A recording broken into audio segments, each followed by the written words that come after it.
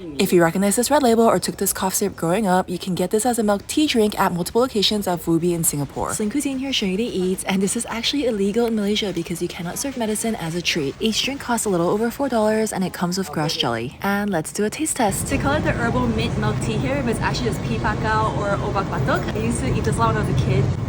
This should be illegal. Oh my god. It's like a milk tea with a hint of the pea pakau, so it has like a nice minty flavor to it. Wait, this is actually so good. When I was younger, I pretended to be sick so I could eat more pea pakau, and this is exactly what the younger me would have loved.